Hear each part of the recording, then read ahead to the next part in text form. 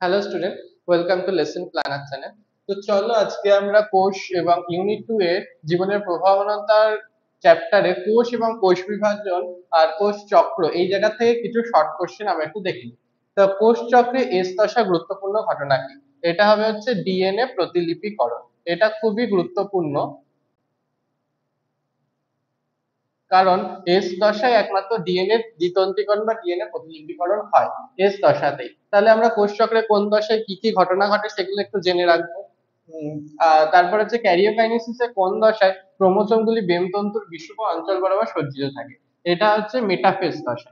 তাহলে আমরা যেগুলো জানবো হচ্ছে কোষ চক্রে কোন কোন দশায় কি কি ঘটনা ঘটে সেগুলো আমরা একটু মাইনিউটলি পড়বো, যাতে আমরা শর্ট কোশ্চেনে অ্যান্সার করতে পারি। তারপরে অ্যানাফেজীয় চলন কোন দশায় ঘটে? এটা নাম থেকে বোঝা যাচ্ছে, এটা হবে হচ্ছে অ্যানাফেজ। তারপরে প্রাণী কোষের সাইটোকাইনেসিস কোন পদ্ধতিতে ঘটে? এটা খুবই একটা ইম্পর্টেন্ট কোশ্চেন যে প্রাণী কোষের সাইটোকাইনেসিস কিভাবে ঘটে। এটা হবে হচ্ছে ক্লিভেজ পদ্ধতিতে। আর তারপরে কোশ্চেনই আছে উদ্ভিদ কোষের সাইটোকাইনেসিস, এটা হবে হচ্ছে কোষপাত বা সেল প্লেট গঠনের মাধ্যমে।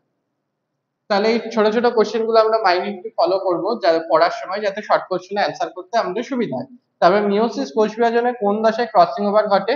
এটা হবে হচ্ছে প্রথম প্রোফেসের কোন দশায়? Pachytene উপদশায়, pachytene. আর যৌন জননের ক্ষেত্রে গ্যামেট সৃষ্টি হয় কোন দশায়? এটা আমরা কি করেছিলাম? মিওসিস কোষ বিভাজনের মাধ্যমে। মিওসিস কোষ বিভাজনের মাধ্যমে গ্যামেট সৃষ্টি হয়, কারণ ক্রোমোসোম সংখ্যা ধ্রুবক রাখার জন্য।